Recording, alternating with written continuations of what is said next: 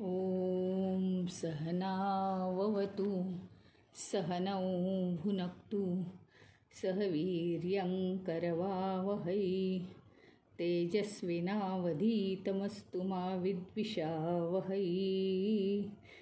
ॐ शान्ति शान्ति शान्तिः।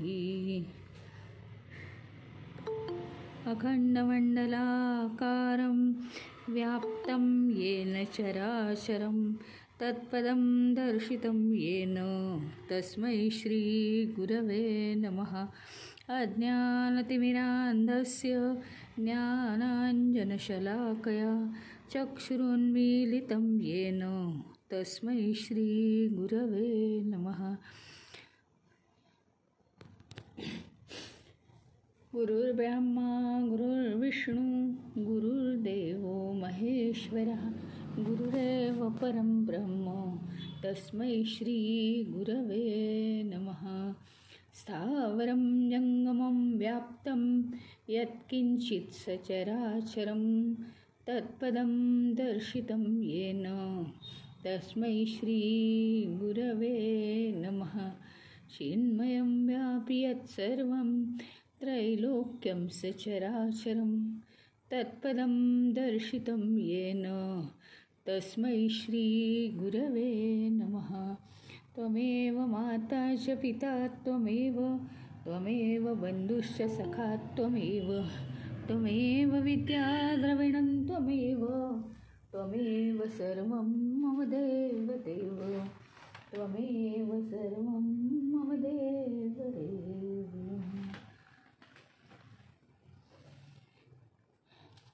तर यक्षाचा आपण हा प्रश्न बघत होतो, किम क्षत्रियाणां देवत्वम।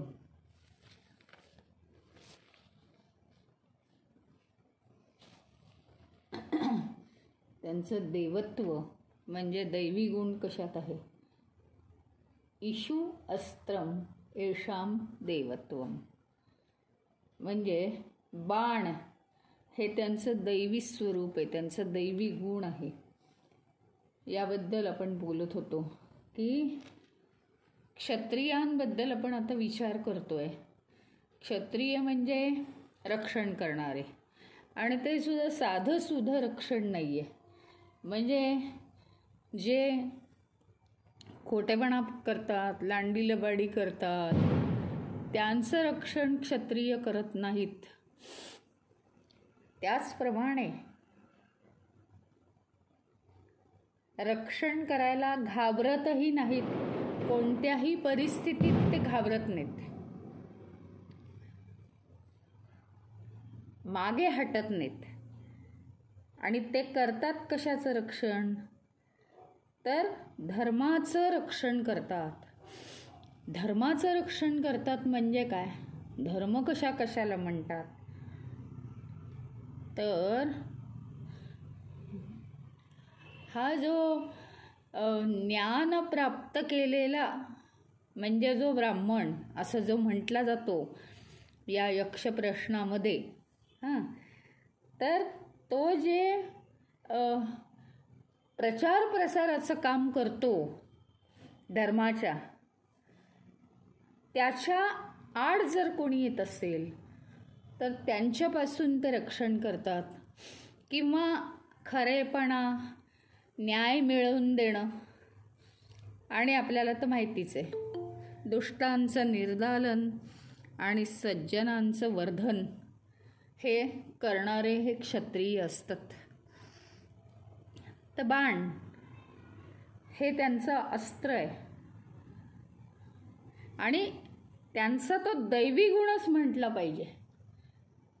म्हणजे जर ब्राह्मणाचं तेज ईश्वर प्राप्तीमध्ये असेल, ज्ञानामध्ये असेल, तर क्षत्रियांचं तेज हे त्यांच्या बाणामध्ये असतं, पराक्रम। आणि हे दोन्हीही खूप वेगळे आहेत असं समजू नका। तर आज आता असा काळ आलेला आहे की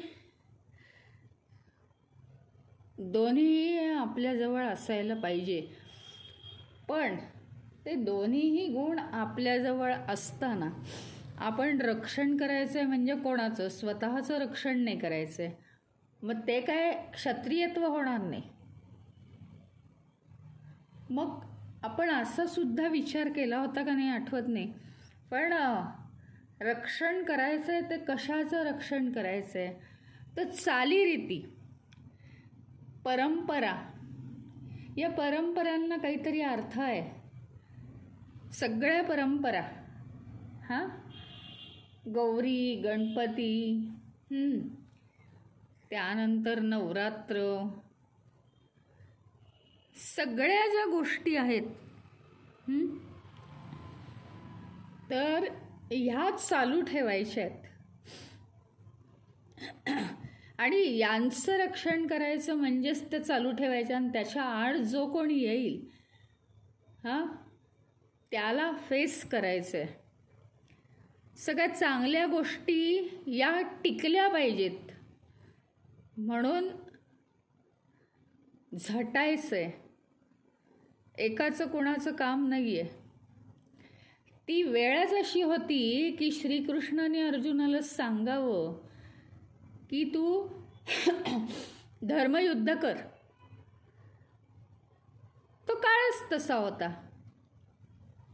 अतिशय मागं असलेला काळ आणि लालसावलेले कौरव आणि अगदी त्यागच त्याग करणारे पांडव. म्हणजे हे काही धर्म नाही आहे. तर धर्माला न्याय मिळवून देण्यासाठी हे कोणाच्या हातात नाही आहे. तर आता ते काम तू कर, तू क्षत्रिय आहेस, आम्हाला ते करता येणार नाही असं श्रीकृष्ण म्हणतायत. तू क्षत्रिय आहेस ना, राजाच्या घरात जन्माला आलेला आहेस, तुझं काम आहे ते. ती वेळ होती त्यावेळेसची तसं लढण्याची. आता हे असं लढण्याची वेळ आहे की समाज कुठे चाललेला आहे. तीर्थक्षेत्री काय जायचं, गौरी कशाला बसवायच्या, हे सगळं कशासाठी करायचं. इकडे हा समाज चाललेला आहे. नो डाऊट की प्रगतीकडे चालला आहे. IT मधले लोक आहेत सगळे, बरोबर आहे, त्यांना वेळ नाही आहे, पण निदान त्यांनी घरच्यांना मदत करायला हरकत नाही. तर हे जे काही आहे, हे वाचवणं जे आहे, रक्षण करणं, हे क्षत्रियाचं काम आहे. आणि क्षत्रियत्व हे आपल्याला आणावं लागतं. बाण मारणं म्हणजे काय? तर जरी खऱ्या क्षत्रियाचं हे लक्षण सांगितलेलं असलं तरी बाण मारणं म्हणजे काय आहे? तर बाण मारणं म्हणजे येईल त्या परिस्थितीला नेम धरून तोंड देणं. त्याच्या आजूबाजूचं उगीच काही नाही. काय असतं माहिती का, एखादा प्रॉब्लेम असतो आणि एखादा प्रॉब्लेम आला की लोक ना खूप त्याच्याबद्दल बडबड करतात. अहो असंच झालं, तसंच झालं, असं नको होतं व्हायला वगैरे खूप बोलतात. उपाय काही करत नाही. तर काय केलं पाहिजे, जी परिस्थिती येईल त्याला बाणाचा नेम धरला पाहिजे. आपण नेम धरून बाण मारायचा. म्हणजे काय, एकदम बरोबर त्याला उपाय करायचा. तो कसा करता येईल तो आपण शोधायचो. याला म्हणतात क्षत्रियत्व. आणि तो क्षत्रियांचा दैवी गुण आहे. पराक्रम गाजवायचा असेल तर धर्माच्या विरुद्ध जे जे जाईल त्याला त्याला बरोबर नेम धरून बाण मारायचा. ते नाहीसं करायचं, ते नष्ट करायचं आणि धर्माचं संवर्धन करायचं, धर्माचं रक्षण करायचं. आणि रावण आणि रामाचं सुद्धा आपण उदाहरण घेतलं काल.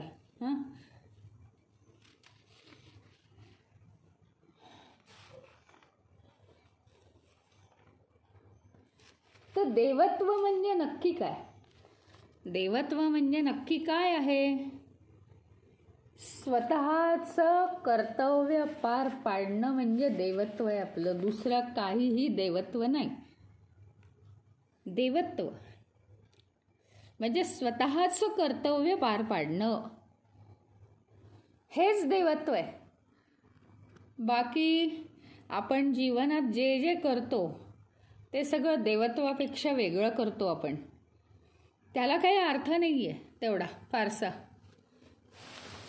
केवळ आपली जबाबदारी पार पडणं हे आपलं देवत्व आहे.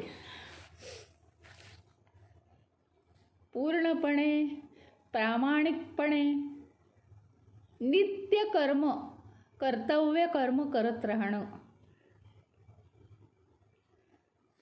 राजाचं कर्तव्य काय असतं? राजाचं कर्तव्य काय असतं तर प्रजेचं रक्षण करणं. नुसतंच रक्षण करणं नाही, आजूबाजूच्या शत्रूंपासनं कोणी आपल्या राज्यावर हल्ला नको चढवायला. त्याच्यामुळे अनेक गोष्टी उद्भवतात. हल्ला चढला की सगळी परिस्थिती दुष्काळासारखी होते. कारण सगळं धन वापरलं जातं. त्यानंतर प्रजेमध्ये समृद्धी राहिली पाहिजे, प्रजेमध्ये रोगराई आली नाही पाहिजे. सगळी ही राजाची कर्तव्य आहेत. याला म्हणतात क्षत्रियाचा दैवी गुण. तुमची आमची कर्तव्य वेगळी आहेत, नाही का? रोजची छोटी छोटी उदाहरणं द्यायची झाली तर आई-वडिलांचं किंवा आजी आजोबांचं कर्तव्य काय? तर आपल्या घरातल्या मुलांचं रक्षण करणं. ते कुठेही जातात त्यांना सांभाळणं, वाईट गोष्टींपासनं त्यांचं रक्षण करणं, त्यांना चांगल्या चांगल्या गोष्टी सांगणं, आदर्श गोष्टी सांगणं. हे काय आहे? हे क्षत्रियत्व आहे. त्या परिस्थितीत आपली कर्तव्य कर्म पूर्णपणे पार पाडणं. तुम्ही असं म्हणूच शकत नाही की मग हे काय माझं कर्तव्य आहे का, ते काय माझं कर्तव्य आहे का करणं. ज्या अर्थी ते तुम्ही करता आहात त्या अर्थी ते कर्तव्य आहे, नाही तर तुम्ही केलं नसतं. इतके कडक नियम आहेत या सृष्टीचे, माहिती आहे का? जे जे आपण करतोय मग चांगलं करू उत्साहाने किंवा जीवावर येऊन करू, पण परमेश्वराने बघितलंय, त्याच्याकडे सुद्धा कॉम्प्युटर आहे. चला, हे कर्म याचं आहे, या कर्माचं पोतडं इथे टाका, त्या कर्माचं पोतडं तिथे टाका. आणि ते कर्म आली आपल्या हद्दीत ताबडतोब आपण करायला सुरुवात करतो. हा सृष्टीचा कडक नियम आहे. त्याच्यामुळे आपण स्वतः असं काही म्हणू शकत नाही की हे काय माझं कर्तव्य आहे का, मी नाही करणार, किती वर्ष करायचं वगैरे. जोपर्यंत आपण आपल्या इच्छेने करतो आहोत तोपर्यंत ते आपलं कर्तव्य आहे. जेव्हा आपल्याला ते करावं नाही लागणार तेव्हा ते आपलं कर्तव्य नाही आहे. आणि माझा तर ठाम विश्वास आहे की ॲटोमॅटिक कर्तव्य सुटतील, ॲटोमॅटिक गोष्टी सुटतात, मानेवर येऊन बसत नाहीत. तोपर्यंत त्या चुपचाप करायच्या असतात. मग आपलं कर्तव्य चांगल्या रीतीने पार पाडणं हे क्षत्रियाचं देवत्व आहे, दैवी गुण आहे. क्षत्रिय म्हणजे काय माहिती आहे का म्हटलेलं? म्हणजे इथे नाही पण गीतेत की क्षत्रिय हा योद्धा आहे ना, योद्धा. आपण सगळेजण आणि योद्धा याच्यात काय फरक आहे? धर्मक्षेत्रे कुरुक्षेत्रे समवेतायुयुत्सवः. ही लाईन नेहमी लक्षात ठेवायची. मामकाः पांडवाश्चैव किम कुर्वत संजय. म्हणजे काय? माझे आणि पंडूचे, म्हणजे माझे आणि दुसऱ्याचे पुत्र. पुत्र हे कोण आहेत माहिती का? आपले विचार. काय करतायत ते? माझे विचार असे म्हणतायत की दुसरा वाईट, दुसऱ्याचे विचार असे म्हणतात ह्याचं हे चूक आहे, त्याचं ते चूक आहे. या युद्धासाठीच तर मुळी समवेता सगळे जमलेले आहेत. हे युद्ध करायलाच सगळे जमलेले आहेत, बाकी दुसरं काहीही नाही आहे. म्हणजे आपण सगळे काय आहोत? आपण सगळे क्षत्रिय आहोत आणि क्षत्रियत्व हे केलंच पाहिजे. तुम्ही असं म्हणू नका अमका माझ्याशी भांडतो. तो काय आहे? गेल्या जन्मीचे लेसन पूर्ण करतोय, करू दे ना. तोही मोकळा ना आपणही मोकळे. जितकं आपण एखाद्या गोष्टीचा द्वेष करतो ना तितकं ते मागे लागतं. तर ते पूर्णच होऊ द्यायचा ना तो लेसन, म्हणजे आपल्याला पुन्हा जन्म नको घ्यायला. समवेता युयुत्सव हा तर काय बरं डोक्यात आलं होतं. पिते दूध डोळे मिटुनी अंधारात पाप मनी चोरट्यांच्या कारे. नाही काय बरं काहीतरी आहे असं. तर म्हणजे काय आहे की जे आपले शत्रू असतात, जे आपले शत्रू असतात ते शत्रू आपल्याला शत्रू वाटतात, परंतु ते शत्रू नसतात. ते आपलं भलं करतात. म्हणजे शत्रू ही भूमिका त्यांना घ्यावी लागते गत जन्माची फेडणी करायला. आणि जे चांगले वागतात ते आपलं काहीच देणं लागत नाहीत म्हणून ते चांगले वागतात. मग ते चांगले वागतात आणि आपण मनाने गळ्यात पडतो त्यांच्या आणि देणी घेणी वाढवतो. हे असं काहीतरी एक गाणं कोणतं तरी आलं होतं माझ्या लक्षात, पण आता ते नाही आहे माझ्या लक्षात. तर हे अत्यंत महत्त्वाचं आहे. म्हणजे हे जर एकदा आपल्याला कळलं ना, हे सगळ्याचं सार आहे. हे एकदा जर आपल्याला कळलं की इथे सगळे युद्ध करायच्या हेतूनीच आलेले आहेत या युद्धभूमीवरती. ही कर्मभूमी आहे, ही युद्धभूमी आहे. युद्ध हे दोन प्रकारचं आहे. व्यक्तींशी युद्ध आहे आणि आपल्या कर्म पूर्ण करण्यासाठी सुद्धा आपल्याला युद्ध प्रसंग करावे लागतात. युद्ध प्रसंग करावे लागतात आणि हे सगळे आपल्या देहाचे भोग आहेत. एकदा का हे समजलं की ना कोणी शत्रू ना कोणी मित्र, त्याचं कारण आहे हा आपल्याला काहीच त्रास देत नाही आहे का, मग याच्याशी आपलं काही काम नाही. कारण काय करायचं आहे, पुन्हा देणीघेणी वाढतील मनातल्या मनात. आणि हा काहीतरी ओढाताण होते एखाद्याशी, मग बरोबर आहे, मग बरोबर चाललेलं आहे, मग ते पूर्ण करू द्यायचं त्याला. बस इथे काय आहे माहिती का, आपला हिरिरीचा स्वभाव संपतो आणि तरीसुद्धा आपण योद्धे आहोत. खरा योद्धा कोण असतो माहिती आहे का? खरा योद्धा तो असतो की दुसऱ्याची खेळी आधी त्याला खेळू देतो दुसऱ्याला आणि ती समजावून घेतो आणि मग हल्ला करतो. हा खरा योद्धा असतो. खूप बारकावेत, खूप बारकावेत. एक तर देवत्व क्षत्रियाचं म्हणजे स्वतःची कर्म पार पाडणं, आणि दुसरं देवत्व काय आहे तर आपण युद्धासाठी आलो आहोत, पराक्रम करण्यासाठी आलेलो आहोत, धर्माला न्याय मिळवून देण्यासाठी. धर्म काय आहे माझा? माझा धर्म आहे धर्म म्हणजे स्वभाव. माझा स्वभाव आहे चैतन्य होऊन राहणं. त्या धर्माला न्याय देण्यासाठी मला पराक्रम करायचा आहे, बाकी मला काहीही करायचं नाही. म्हणजे ना कशाशी देणं ना कशाशी घेणं, बस त्याच्या आड जे जे येत असेल ते ते होऊ देत.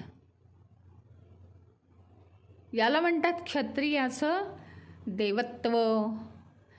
जोरदार पराक्रम करायचा, पण पराक्रम कशासाठी? तर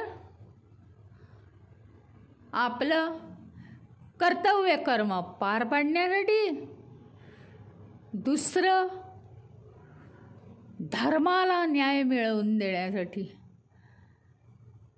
शेवटी हे सगळं युद्ध कशासाठी आहे? अंतिम ध्येय काय आहे? मला आत्मप्राप्ती हवी.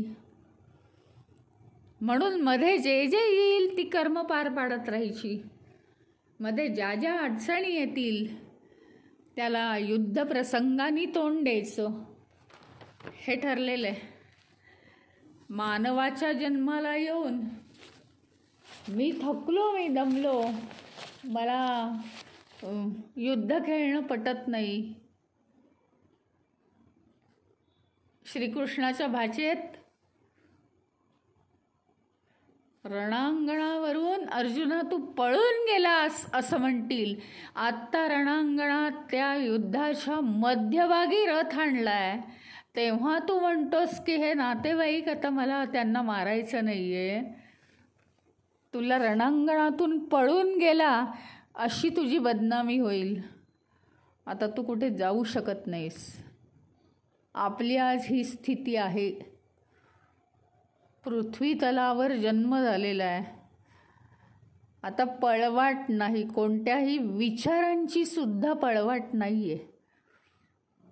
आणि तुम्ही म्हणाल हो मग मी धर्मपालन करत होतो ना, त्याच्यामुळे मी पराक्रम केला. म्हणजे कोणाला तरी हे करून, दुखावून, मारून, फटकारून असा पराक्रम करण्याची गरज नाही आहे. धर्मयुद्ध म्हणजे धर्म कोणता आहे?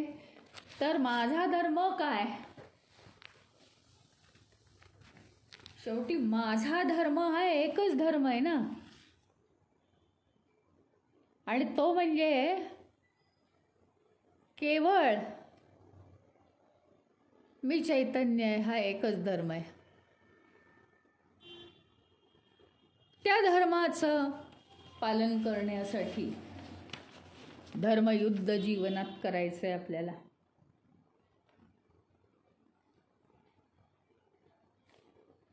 आणि बाकी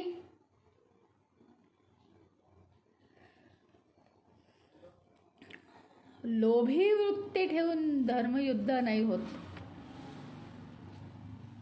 युद्ध तर करायचंच आहे, अटळ युद्ध. लोभी स्वार्थी वृत्ती ठेवून युद्ध नाही होत.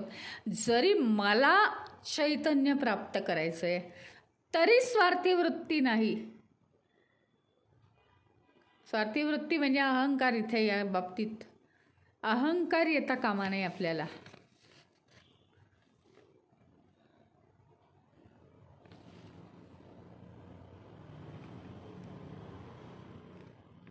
पुढच्या प्रश्नामध्ये यक्ष प्रश्न विचारतोय, कहाच धर्म हा सताम इव. आता हे देवत्वम, दैवी गुण त्यांचा सांगितला की ईश्वस्त्रम, ते बाण वापरतात, यांचा सताम इव म्हणजे च्याप्रमाणे, च्यासारखा. सताम म्हणजे सज्जन. सज्जन किंवा श्रेष्ठ माणसांसारखा यांचा गुण कोणता आहे? श्रेष्ठ माणसांमध्ये जो गुण असतो, श्रेष्ठ गुण, तसा यांच्यामध्ये कोणता गुण आहे क्षत्रियांमध्ये?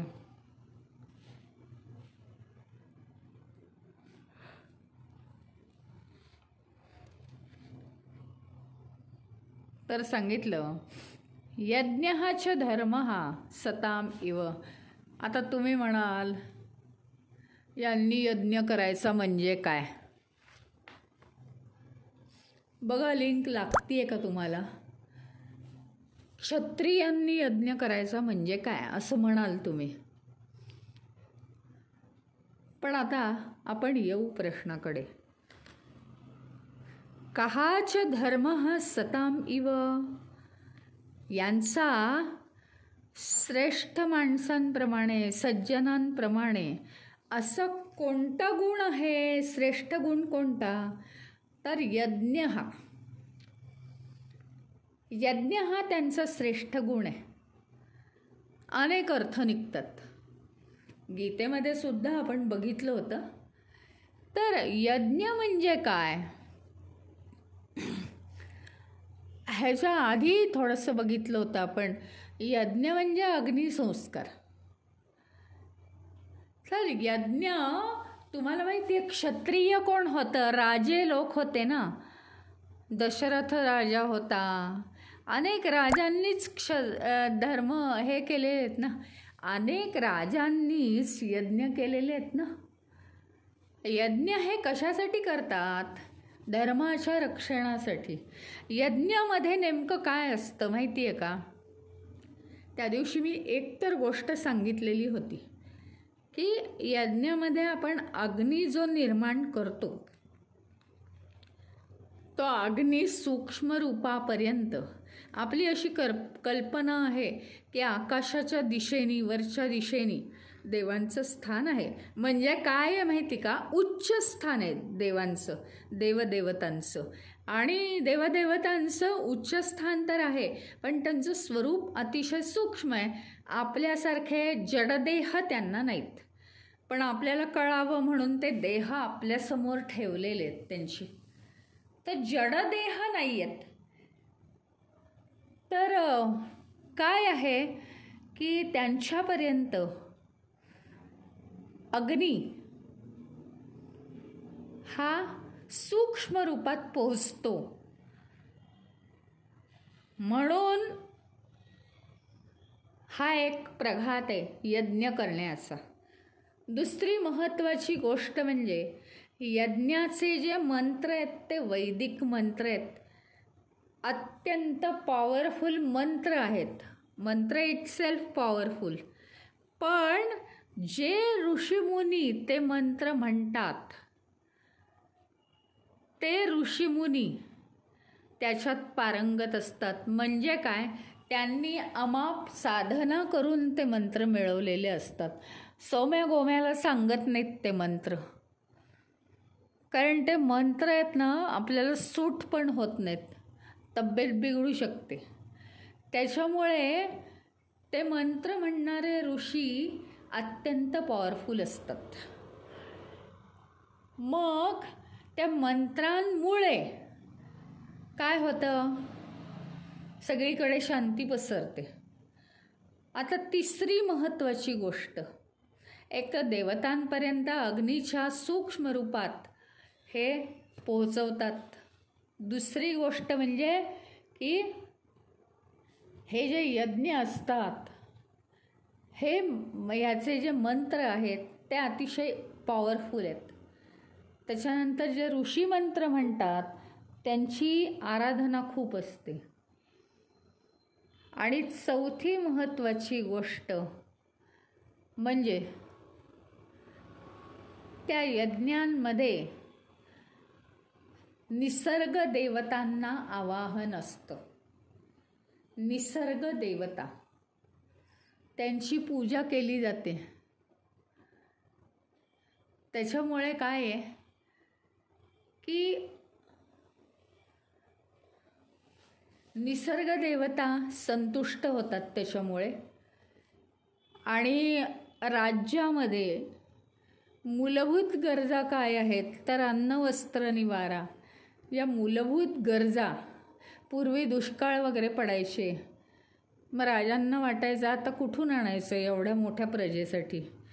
म्हणून ते आधीच 10-10 वर्षांनी वगैरे यज्ञ करायचे मोठा. यज्ञ आता यातले 4 भाग समजले आपल्याला की एकतर समाजामध्ये समृद्धी पसरावी, दुसरं म्हणजे त्या अग्नीच्या धुरानी निरोगी वातावरण तयार होतं, तिसरं म्हणजे यज्ञ केल्यानंतर आजूबाजूच्या लोकांची मनं खूप एकदम शुद्ध होतात, निरागस होतात. मंत्रांचा परिणाम आहे हा त्याच्यावर. आणि त्याच्यामुळे सगळीकडे समृद्धी पसरते, सज्जनता येते लोकांमध्ये. एवढ्यासाठी हे यज्ञ करतात. आणखीन दुसरी गोष्ट म्हणजे जे ऋषीमुनी यज्ञ करतात त्यांना राजा भरपूर दान देतो. त्यानंतर प्रजेतले जे लोक आहेत, यज्ञानिमित्त त्या प्रजेतल्या सगळ्या लोकांना राजा दान देतो. त्यामुळे दानामुळे तो मोठा होतो, शूर होतो, दानशूर होतो. हाही एक प्रकारचा पराक्रमच आहे.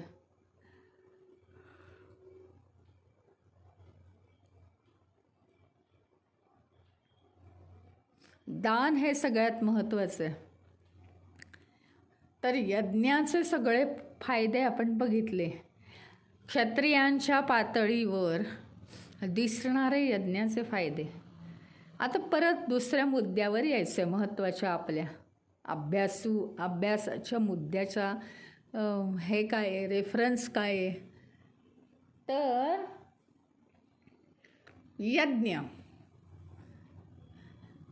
यज्ञ कशाचा करायचा आहे? जीवनभर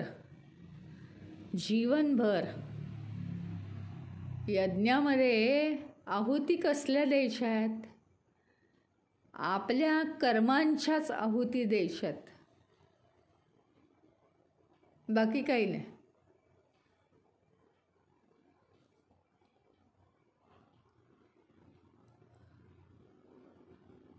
कर्मांच्याच आहुती द्यायच्यात.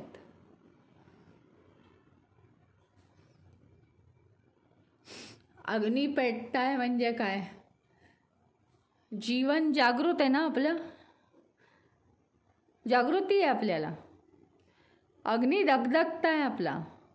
आणि तो अग्नी केव्हा धगधगतो, केव्हा पेटता राहतो माहिती आहे? ज्यावेळी आपण अडीअडचणींना तोंड देतो तेव्हा. आता तुम्हाला समजेल, फार सुखासमाधानात मजेत जर आपण सतत असलो तर जीवनाचा अग्नी धगमगत नाही, शांत पडलेला असतो. मग जीवनाची वाटचाल कुठेच होत नाही.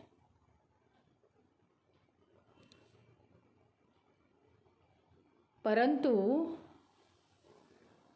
आपला जर जीवनाचा अग्नी धगधगीत असेल आणि त्याच्यात कर्मांच्या आहुती दिल्या तर त्यातनं पुन्हा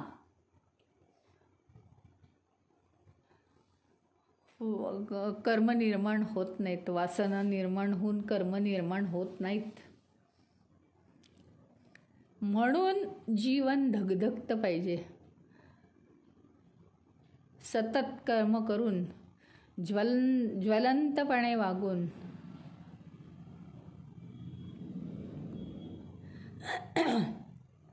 कर्मांच्या आहुती टाकत राहायच्या.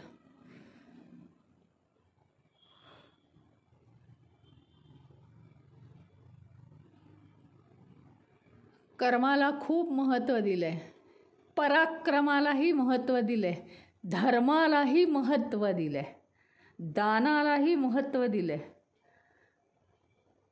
येता जाता थोडंफार दान करायला हरकत नाही.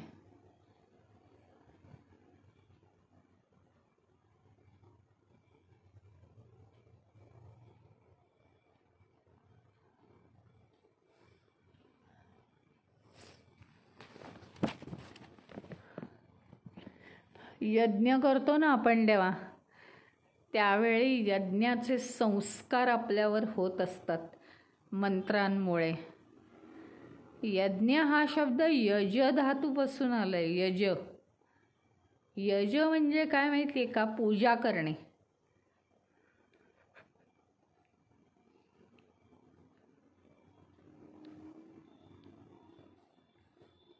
या यज्ञामध्ये वेगवेगळ्या देवतांना आवाहित केलं जातं, त्यांना आवाहन केलं जातं आणि त्यांना काय वेगवेगळ्या उद्देशाने हविष्वान्न अर्पण करतात. हां, आहुती टाकून त्या त्या देवतेची नावं विशिष्ट पद्धतीने घेऊन ते आहुती देत राहतात. यज्ञामुळे होतं काय? तर आपल्या मनात जी इच्छा असेल ती ज्याप्रमाणे कामधेनूला मागावी आणि तिने पूर्ण करावी तसं होतं यज्ञामुळे. आणि म्हणून राजांनी आपल्या राज्याच्या समृद्धीसाठी यज्ञ केले.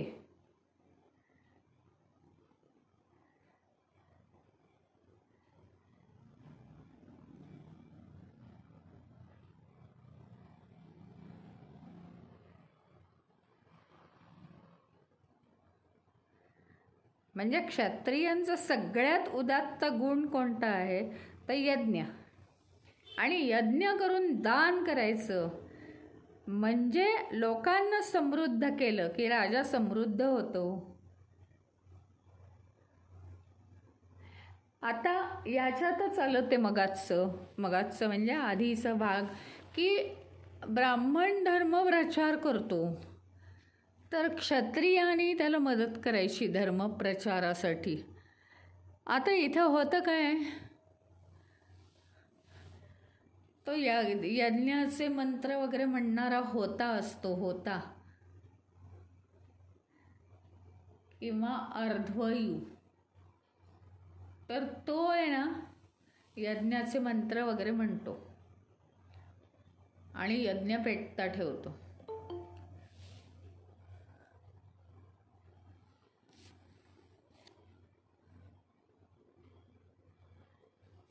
तर यज्ञ पेटता ठेवतो तो. आता यज्ञाचे मंत्र असतात ते ब्राह्मणांना येतात, ऋषीमुनींना येतात. त्यांचं सगळं तेच जीवन असतं कारण. आता ते मंत्र वगैरे म्हणतात त्या क्षत्रियांना काही येत नाहीत, राजांना येत नाहीत. मग ते मंत्र म्हणणार, त्यांच्यामध्ये ती ताकद आहे, ती देवता समोर आणून उभी करण्याची आणि तसेच्या तसे रिझल्ट्स येतात राजांना. पण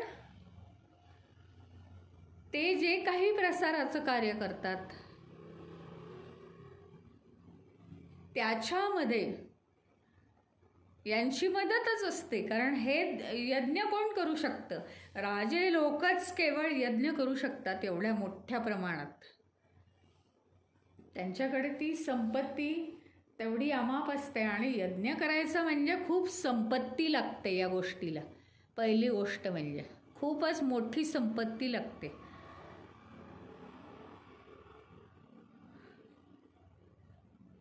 तर ब्राह्मणाचं जे कर्तव्य आहे यज्ञ प्रसार करणं, त्याच्यात राजाचा हात, क्षत्रियाचा हात खूप मोठा असतो. असे हे दोघंजण एकमेकांना खूप पूरक आहेत. कारण क्षत्रियाला राज्य वाढवायचं असतं आपलं, क्षत्रियाला पराक्रम करायचा आहे, निसर्ग देवतेला मागायचं आहे की माझं राज्य वाढलं पाहिजे, माझ्या राज्यातले लोक समृद्ध झाले पाहिजेत. आणि ब्राह्मणाला ते द्यायचं आहे. कारण ही सृष्टीसुद्धा शेवटी काय आहे? ईश्वराने निर्माण केलेली आहे. तर हा जे क्षत्रिय जे मागतो आहे हे काही ईश्वराच्या इच्छेच्या विरुद्ध नाही.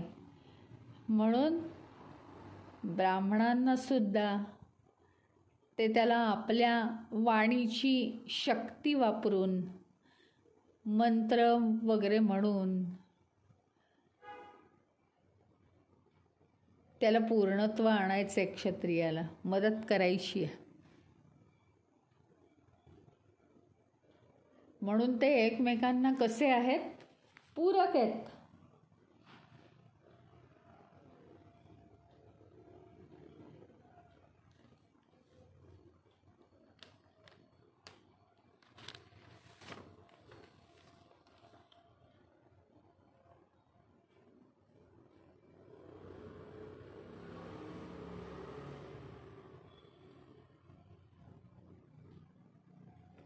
आता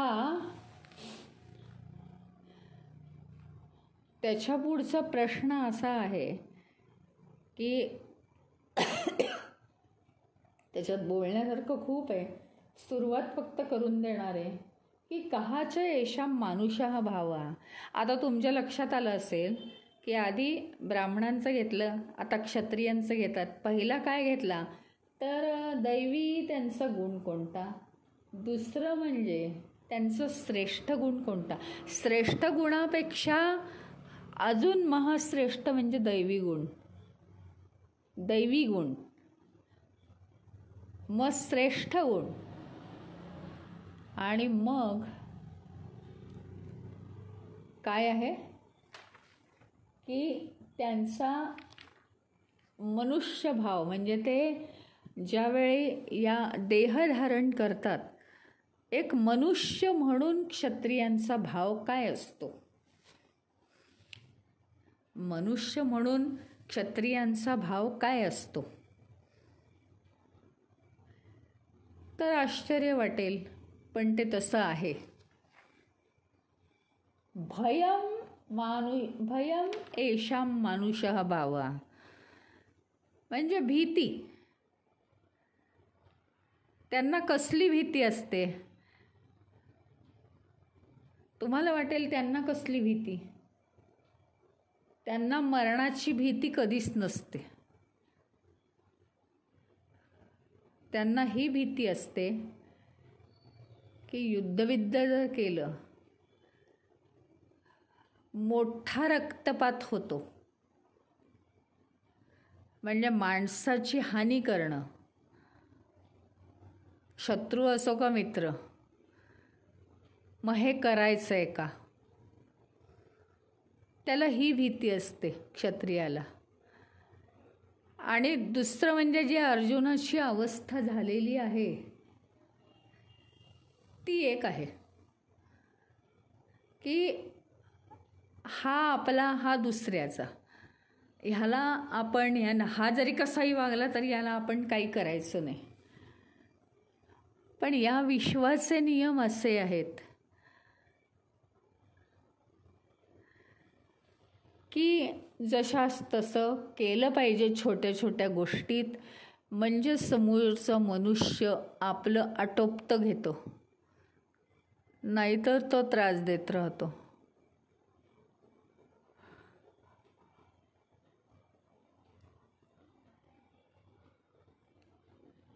मुद्दाम कुणाला जाऊन कुणाचं वाईट करायचं नाही आहे, पण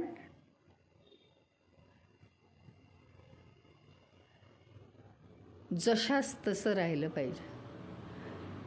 आणि यांचा मनुष्य स्वभाव काय आहे क्षत्रियांचा की भीती वाटणं. तर भीती कसली की आपल्या युद्धामुळे फार नुकसान होणार आहे का. ॲक्च्युअल म्हणजे ते खूप भयानक पराक्रमी असतात, भयानक शूर असतात. त्यांनी एक असा बडगा उगारला की खूप मोठं नुकसान होऊ शकतं. या गोष्टीला ते खूप घाबरतात म्हणून. आणि दुसरं म्हणजे अर्जुनाची स्थिती, माझ्या नातेवाईकांना, माझ्या गुरूंना मी मारू का वगैरे, ती एक त्यांची स्थिती होऊ शकते. क्षत्रिय हा मनाने ब्राह्मणांसारखा स्थिर नसतो.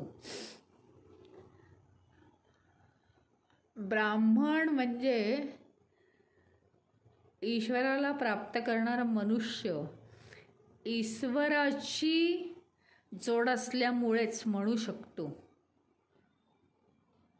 की एकदम कडक नियमाने, धर्माच्या नियमाने वागलं पाहिजे. क्षत्रिय हा मनाने स्थिर नाही आहे.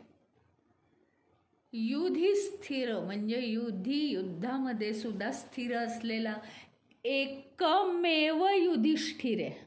एकमेव. त्याचं नाव युधिष्ठिर.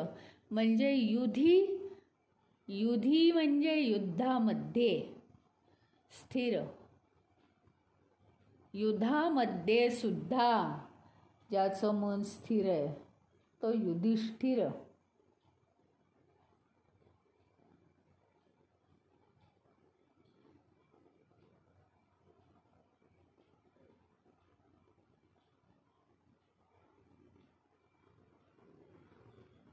त्यामुळे तो ब्राह्मण जसा असतो तसा तो क्षत्रिय अजिबात नसतो, मनाने स्थिर. आणि म्हणून त्याला सांगायची वेळ येते की जशास तसं वागलं पाहिजे, नियमांचं पालन केलं पाहिजे.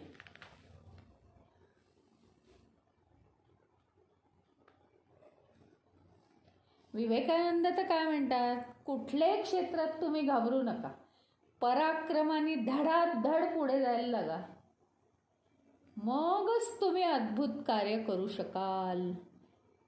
घाबरण्याचा प्रकार आला की कार्य संपलंच म्हणून समजायचं.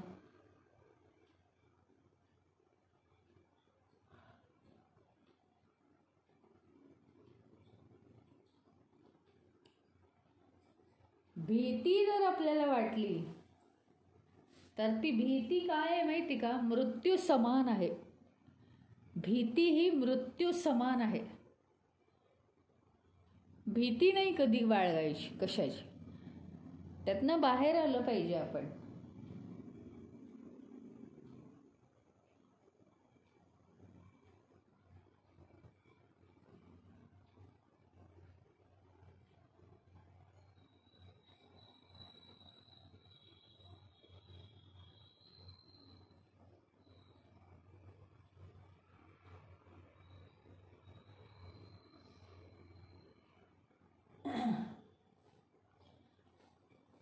याच्यावर अजून बरंच आहे. कहा क्षत्रियाणाम मानुष्यः भावः. तर भयम याच्यावर काही सांगता येईल आपल्याला, पण आपण उद्याच्या सत्रामध्ये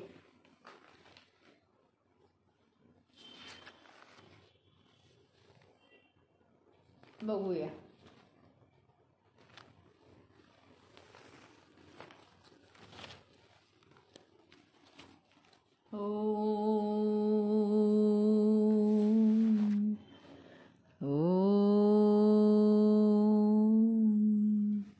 ओम पूर्णमदः पूर्णमिदं पूर्णात् पूर्णमुदच्यते पूर्णस्य पूर्णमादाय पूर्णमेवावशिष्यते. ओम शांति शांति शांति. हरि ओम. श्री गुरुभ्यो नमः. हरि